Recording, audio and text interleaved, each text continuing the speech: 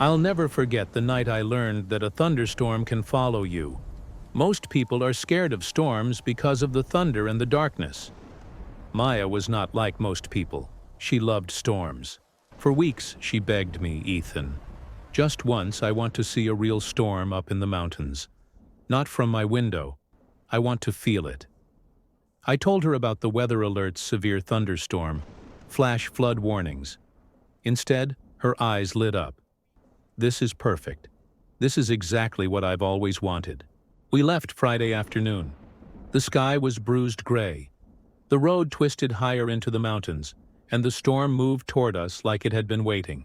When the first raindrops hit the windshield, Maya rolled down her window and let the cold spray hit her face.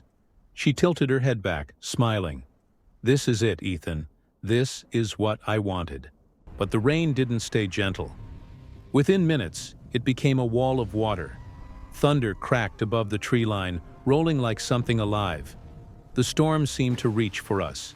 As we climbed higher, the road narrowed dangerously. Loose rocks slid beneath our tires, fallen branches littered the path, forcing me to swerve.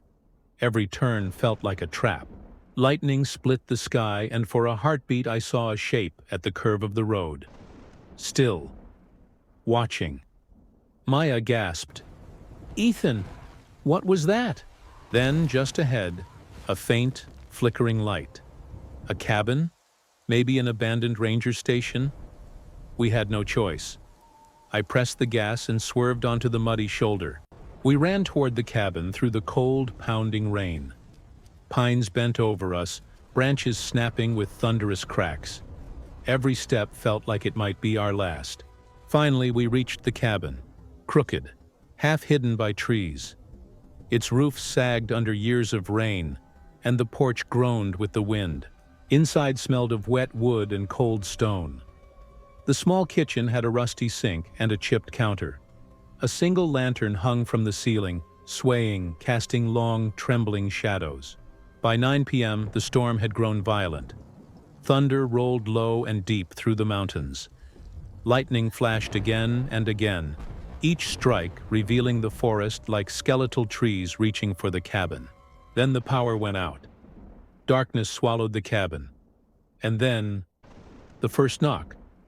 Not on the door, on the back wall. Maya froze. Ethan, what was that?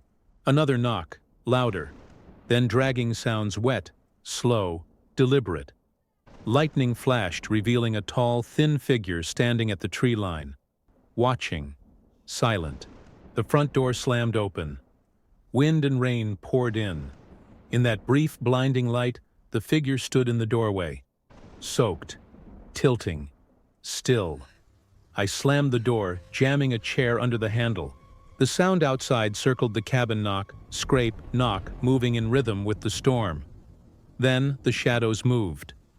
Not from the storm. Something else. A flicker of movement behind the pantry. Wet footsteps across the floor. I tried to convince myself it was the wind. Maya tried to smile through her fear. It's just a storm, Ethan, she said, but her voice trembled. Hours passed like this. The storm howled. Branches battered the walls. Water seeped in through cracks in the floorboards. Every noise kept us on edge. When the storm finally slowed at dawn, we stepped outside. The rain had stopped. The sun struggled to break through, but the forest remained soaked in shadows.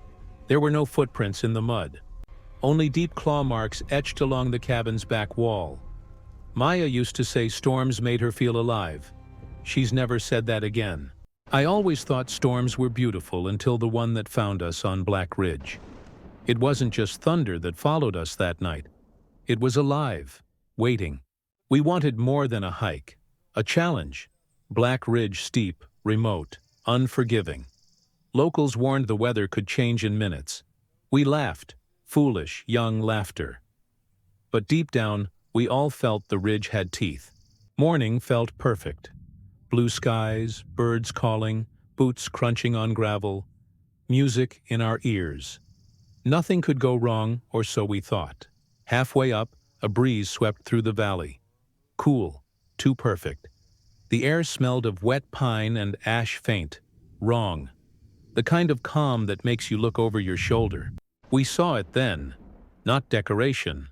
A warning. One side smiling, the other burned black. And we walked beneath it, pretending not to notice, joking it was some tourist prank. But the ridge doesn't forgive fools. The higher we went, the harder the trail became. Mud sucked at our boots. Branches clawed our clothes. The world below faded into mist. Silence pressed against our ears like hands. At first I thought it was wind, but it whispered my name. Soft, careful, like it didn't want the others to hear. My pulse stuttered. Liam laughed nervously, but his eyes didn't. Something was here, signs we knew were gone. The trail twisted, stretched, impossible turns. Fog coiled around our ankles. Every step felt watched.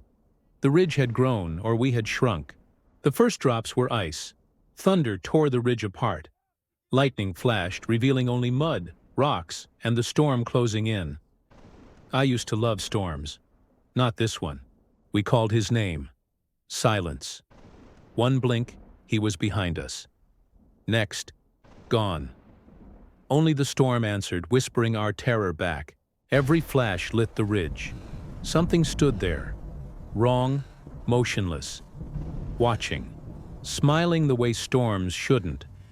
And then it vanished with the thunder. We ran blindly. Mud sucked our boots. Rain pounded our heads. Branches tore at our skin. We didn't need to see it. We felt it following. Breathing. Hunting. I turned once. The storm opened like a curtain. There it was, watching. It didn't chase us.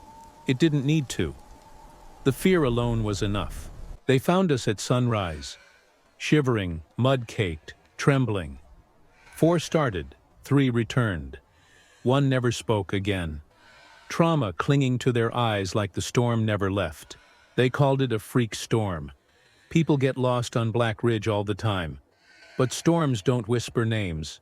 Shadows don't stand still, and they don't follow you home. I always thought storms were beautiful until the one that found us on Black Ridge. It didn't take Liam. It followed us home. And sometimes, when it rains, I still hear my name. I thought camping in the mountains would be peaceful, until the clouds turned black, and the first crack of thunder felt like it was right behind me. I told myself it was just the storm. But when I saw that figure, or thought I did, I knew I wasn't alone. The storm was relentless. Every flash made the trees look like they were moving, and I swear the shadows were following me. There was a sound, not the storm. Something moving. Something patient. I wanted to leave, but the mud and rain had me trapped. I saw it just for a second, but I knew it had seen me too. Something was waiting outside my tent.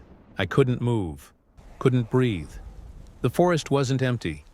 It had been watching me all along, waiting for the storm to cover it. By dawn, the storm had passed. But I didn't leave the mountains. Not really. Something stayed, and I know it always will.